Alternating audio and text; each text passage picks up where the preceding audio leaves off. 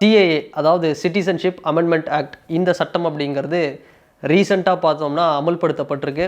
இதனால் என்ன விளைவுகள், இதனால் ஏன் வந்து நாடு முழுக்க ஒரு பரபரப்பாக வந்து பேசிகிட்டு இருக்காங்க அப்படிங்கிற ஒரு விஷயத்தை தான் பார்க்க போகிறோம்.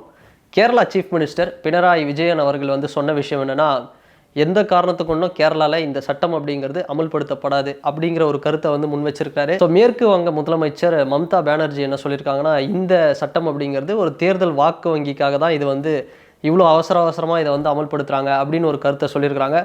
And Tamil Nadu chief minister Stalin அவர்களும் என்ன சொன்னார்னா, இந்த சட்டம் அப்படிங்கிறது இதை வந்து எந்த காலத்துலேயும் வந்து நாங்கள் இதை வந்து அமல்படுத்த விட மாட்டோம் தமிழ்நாட்டில் அப்படின்ற ஒரு கருத்தில் வந்து ஸ்ட்ராங்காக இருக்கார். கட்சி ஆரம்பித்ததுக்கப்புறம் தமிழக வெற்றி கழகம் தலைவர் விஜய் அவர்கள் வந்து முதல் முறையாக ஒரு போல்டாக ஒரு நேஷ்னல் இஷ்யூவாக இருக்கிற ஒரு விஷயத்துக்கு ஒரு பெரிய அளவில் போல்டாக அவரும் வந்து அவருடைய கருத்தை வந்து தெரிவிச்சிருக்கிறாரு. இது வந்து மக்களுக்கிடையே ஒரு பிளவு வந்து ஏற்படுத்தும் இந்த சட்டம் அப்படிங்கிற ஒரு கருத்தையும் வந்து முன் வச்சிருக்கிறாரு. நாடு முழுக்க வந்து இந்த சிஏஏ அப்படிங்கிற ஒரு விஷயத்துக்கு வந்து ஒரு பக்கம் ஆதரவும் ஒரு பக்கம் விமர்சனமும் போயிட்டுருக்கு.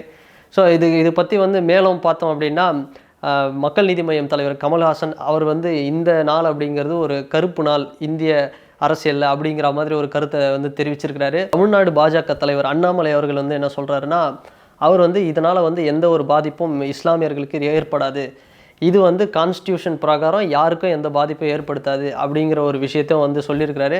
ஸோ இது மாதிரி நாடு முழுக்க ஆதரவும் ஒரு எதிர்ப்பும் விமர்சனமும் இந்த மாதிரியான போயிட்டுருக்கிற இந்த விஷயத்தை பற்றி தான் நம்ம வந்து நிறைய டிஸ்கஸ் பண்ண போகிறோம். இந்த சிஏஏ சிட்டிசன்ஷிப் அமெண்ட்மெண்ட் ஆக்ட் இந்திய குடியுரிமை திருத்த சட்டம் இது வந்து 2019 தான் அதாவது இந்தியாவில் இருக்கிற நாடாளுமன்ற 2 அவைகளிலும் வந்து பார்த்தோம்னா இதுக்காக வந்து ஒரு பில்லு வந்து பாஸ் பண்ணப்பட்டு இந்த சட்டத்தை வந்து அமல்படுத்தணும் அப்படின்னு வந்து கொண்டு வந்தாங்க. அதுக்கப்புறம் பார்த்தோம் அப்படின்னா கொரோனா மாதிரியான விஷயங்கள்னால நிறைய தள்ளி போச்சு.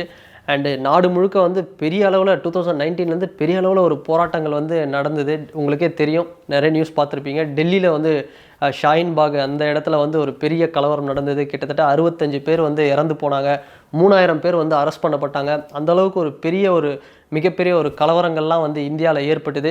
ஈவன் சென்னையில் கூட பார்த்தோம்னா நிறைய இடங்களில் போராட்டங்கள் வந்து பண்ணாங்க. 100 நாளுக்கு மேலே அந்த போராட்டங்கள் வந்து தொடர்ந்துச்சு. சட்டத்தை வந்து ஒரு பெரிய அளவில் ஒரு 4 வருஷம் கழித்து வந்து இதை வந்து இம்ப்ளிமெண்ட் பண்ணியிருக்காங்க. ஸோ இது யாருக்கு என்ன இதனால் வந்து யூஸ் அப்படின்னு பார்த்தோம் அப்படின்னா, இந்த சட்டம் அப்படிங்கிறது இதுக்கு முன்னாடி 1995 எப்படி இருந்தது அப்படின்னா, இந்தியாவில் அதாவது வெளிநாடுகள்லேருந்து இந்தியாவில் வந்து அகதிகளாக வராங்க அப்படின்னா இந்த சட்டம் மூலமா அவங்க வந்து 11 வருஷம் வந்து இந்தியாவில் இருந்தாங்க அப்படின்னா அவங்களுக்கு வந்து குடியுரிமை சட்டம் அப்படிங்கிறது வந்து கொடுக்கப்படும். அதாவது இந்திய குடியுரிமை அப்படிங்கிறது வழங்கப்படும்.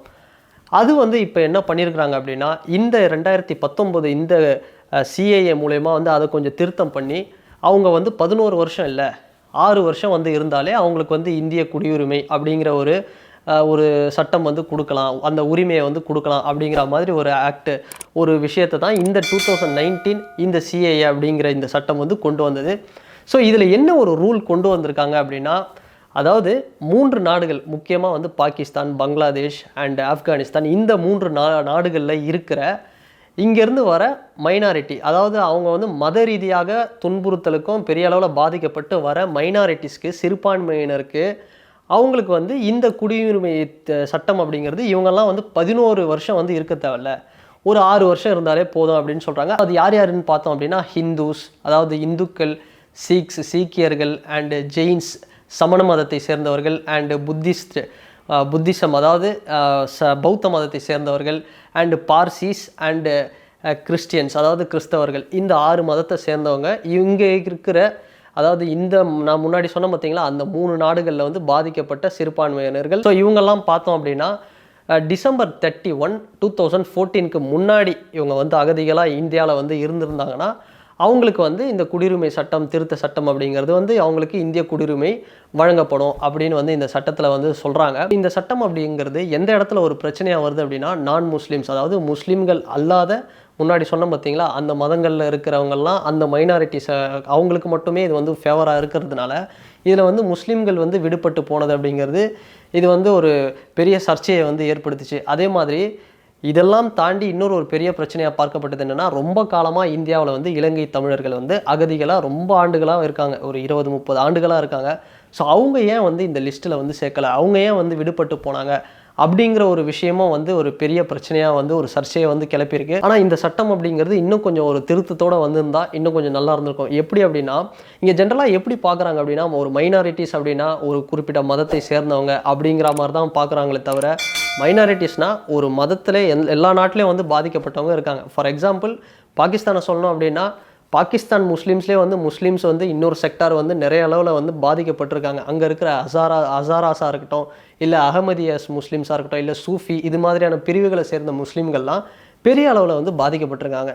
ஸோ அவங்களே வந்து இந்த லிஸ்ட்டில் வந்து சேர்த்துருந்தாங்க அப்படின்னா இது வந்து இன்னும் கொஞ்சம் பெட்டராக இருந்திருக்கும் அப்படின்னு சொல்லலாம். அண்ட் இன்னொரு விஷயம், பாகிஸ்தானாக இருக்கட்டும், இல்லை எந்த நாடுகளாக இருக்கட்டும், எல்லா நாடுகள்லையும் பார்த்தோம் அப்படின்னா ஜேர்னலிஸ்ட், அதாவது ஊடகத்துறையை சேர்ந்த ரிப்போர்ட்டர்ஸ், இந்த மீடியா பர்சன்ஸ் எல்லாம் வந்து பெரிய அளவில் வந்து பாதிக்கப்படுறாங்க. அவங்க வந்து துன்புறுத்தப்படுறாங்க, அவங்கள வந்து விரட்டி அடிக்கப்படுறாங்க, அவங்க மேலே வந்து கடுமையான ஒரு எப்படி சொல்கிறது ஒரு பனிஷ்மெண்ட்லாம் வந்து தரப்படுது. ஃபார் எக்ஸாம்பிள் ஈரான் மாதிரியான நாடெல்லாம் பார்த்தோம் அப்படின்னா அங்கெல்லாம் வந்து கருத்து சுதந்திரம் அப்படிங்கிறது எந்த அளவுக்கு இருக்குது அப்படிங்கிறது உங்களுக்கே தெரியும்.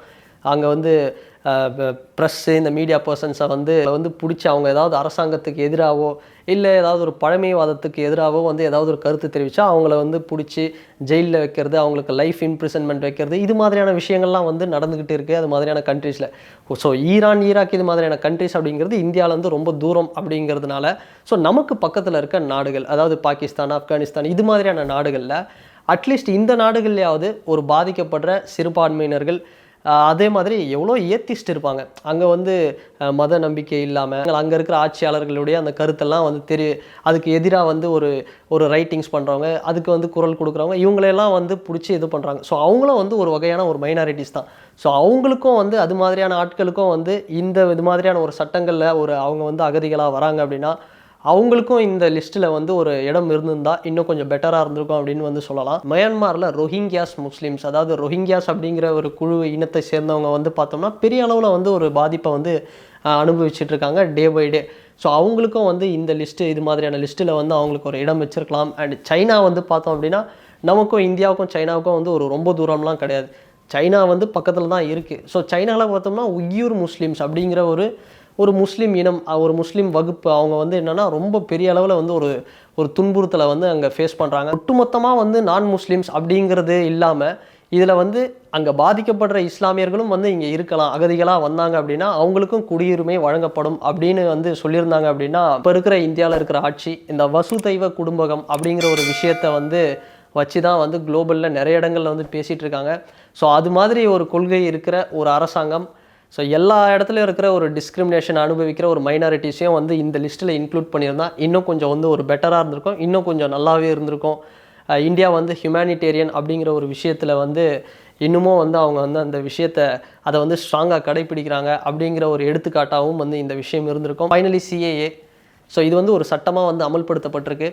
இன்னும் ஃப்யூச்சரில் வந்து இன்னும் கொஞ்சம் பெட்டர்மெண்ட்டாக எல்லா இடத்துலையும் வந்து இருக்கிற கொஞ்சம் டிஸ்கிரிமினேஷனை ஃபேஸ் பண்ணிகிட்டு இருக்கிற மைனாரிட்டிஸையும் வந்து இதில் கொஞ்சம் இன்க்ளூட் பண்ணாங்க அப்படின்னா இன்னும் கொஞ்சம் பெட்டராக இருக்கும். சிஏஏ பொறுத்த வரைக்கும் என்னுடைய ஸ்டாண்ட் அப்படிங்கிறது இதுதான். அண்டு உங்களுடைய கருத்து, இந்த சிஏஏ பற்றின உங்களுடைய கருத்து என்ன அப்படிங்கிறது இந்த கமெண்ட் செக்ஷனில் பதிவிடுங்க. அண்டு இந்த வீடியோ உங்களுக்கு பிடிச்சிருந்ததுன்னா லைக் பண்ணுங்கள், ஷேர் பண்ணுங்கள், அண்டு முக்கியமாக வந்து கமெண்ட் பண்ணுங்கள். அண்டு வேறு ஒரு வீடியோவில் வேறு ஒரு கண்டென்ட்டில் பார்க்கலாம்.